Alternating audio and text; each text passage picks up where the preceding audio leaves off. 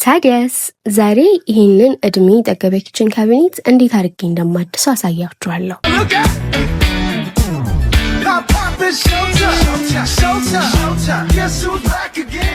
ሰላም እንዴት አላችሁ? እንኳን ወደ ዩቲዩብ ቻናሌ በደህና መጣችሁ። ዛሬ ይህንን ያረጀ የወላለቀ ኪችን ካቢኔት ነው የምናድሰው። ያለበት የነበረበት ሁኔታ ይሄንን ነበር የሚመስለው። መሳቢያው በተለይ እጅግ በጣም ተጎድቶ ነበር። በአጠቃላይ ሁሉም የኪችን ካቢኔቱ ፓርት ደግሞ እጅግ በጣም ቆሻሻ፣ እጅግ በጣም የወላለቀ እና ያረጀ ነበረ።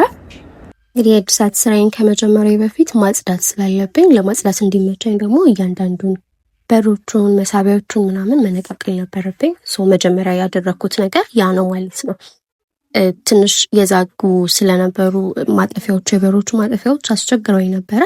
ተወሰነ ሰዓት ወስዶብኛል። ግን ቢሆንም መጀመሪያ እነሱን ከነቃቀልኩኝ ሁሉ ነገር ካወጣው በኋላ አልኮል በደንብ አድርጌ ያጸዳሁትኝ።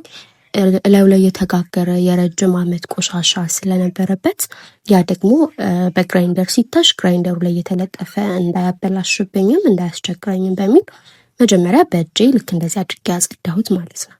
ከዛ በመቀጠል እንግዲህ በቀጥታ የገባሁት በግራይንደር ሳንድ ወደ ማድረግ ወደ ማሸት ነው። የተለያየ ግሬድ ባለው ብርጭቆ ወረቀት እያፈራረብኩኝ ለማሸት ሞከርኩኝ። ከላይ ያለውን ቆሻሻ ብቻ ሳይሆን ቫርኒሹንም ሁሉንም ነገር ሙሉ አድርጎ አንስቶልኝ ከዛ በኋላ በራሱ ባለው በእንጨቱ ከለር ቫርኒሽ መቀባት ነበር የፈለኩት መጨረሻ ላይ። ነገር ግን እጅግ በጣም የተጋጋጠ እጅግ በጣም እሳት የበላው ቅድም መሳቢያዎቹ ላይ እንዳያችሁት በጣም የተኮረሻሸመ ነገር አለውና ያ ደግሞ ውድ ፊለር ስለሚያስፈልገው ያለው ሎካል ማርኬት ላይ ደግሞ የማገኘው የውድ ፊለር ወይንም ደግሞ ስቱኮ የምንለው ነጭ ወይንም ብቻ ቀለም ያለው ነገር ስለሆነ እዚህ ጋር እንደውም የተጠቀምኩት አጄካ ነው።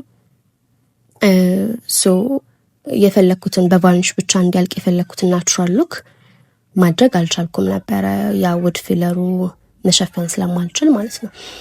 ስለዚህ ዳርክ ብሉ ብላክ ላደርገው ነው ያሰብኩት። አሽቼ ኮላ ቀብቼ ምናምን ከጨረስኩኝ በኋላ ይሄ እንግዲህ በሌላ ቀን ነው ኮላው ምኑ ከደረቀ በኋላ ማለት ነው።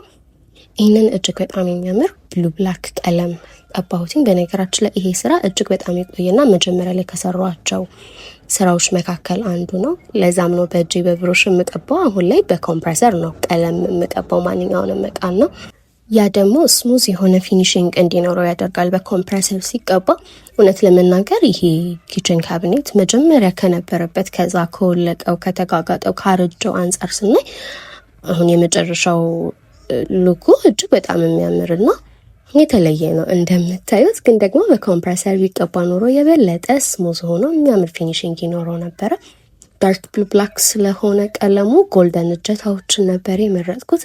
እንግዲህ ልክ በዚህ መልኩ የተገነጣጠለውን አስተካክዬ የተጎረዳደሰውን የተሸራረፈውን የተኮረሻሸመውን ሁላ በውድ ፊለር አስተካክዬ አዳዲስ ማጠፊያዎች አዳዲስ እጀታዎች አድርጌ እንደዚህ ጨርሻለሁ።